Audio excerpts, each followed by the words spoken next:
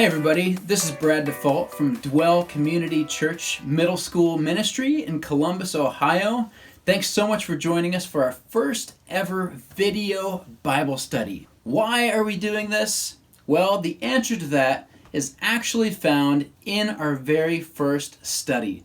So let's begin. We are going to be looking at Matthew chapters 5, 6, and 7, which is known as the Sermon on the Mount. What's a Sermon on the Mount? It's a teaching on the hill. If you have one, I'm going to have you grab a paper Bible, like a Bible that is a paper book, and you can read the story from that. And that way, these videos will help you get used to getting your way around that thing. If you have no paper Bible, I have a link below to an online Bible that will take you to the passage. But better yet, if you don't have a Bible, send me a message and I personally will mail you one. Okay, so go ahead and either turn to or click to Matthew chapter 7, verses 24 to 27. We're starting at the end of the teaching on the hill. Turn there or click here and then pause and read it, and we'll see you in a few.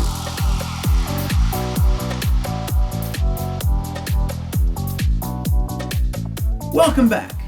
You just read a 2,000-year-old document. Congratulations. How were you able to understand something like that? Well, it's because it's a teaching from Jesus himself, the greatest teacher who ever lived. He teaches lessons in pictures. This story is a picture he gave us, and it's a picture of a wise builder and a foolish builder. A wise builder who built his house on a strong foundation, and a foolish builder who did not, and then when the storm came and swept through, the wise person's house was still standing and the foolish person's was not. That's the picture he gives. There are two lessons that go along with this picture.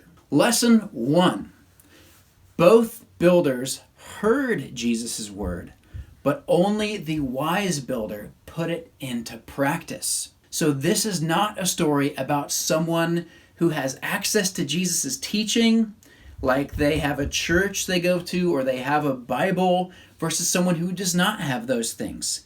In this story, both the wise and the foolish builder both get to hear Jesus' teaching. The difference is what they do with it. The wise person does what? He quotes Jesus a lot. He puts Jesus' words on a t-shirt. He puts Jesus' words on a bracelet, right? Well, we don't know. Maybe he does one, any, or none of those things. What really matters is he takes Jesus' words and puts them into practice. That is the difference. He trusts Jesus enough to act on what Jesus has to say. The second lesson is that both these guys suffered, but only the wise builder was able to stand firm. So what Jesus is saying here is that people who follow him, your life is what? Gonna be easy? Gonna be problem-free because you're like this really strong house with a strong foundation? Absolutely not. That is not what Jesus said. What did he say hits both of these guys? The storm. It says the rain came in torrents, the flood waters rose, and the winds beat against that house. Which house?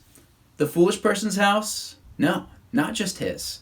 It was the foolish person's and the wise person's houses that both experienced the storm. Jesus is saying everybody suffers. Right now, there is a storm of suffering that is sweeping across the world. This pandemic situation is terrible. Many of us, probably many of you, are suffering terribly because of the situation in the world, and Jesus never says that it won't be like that if we're following him.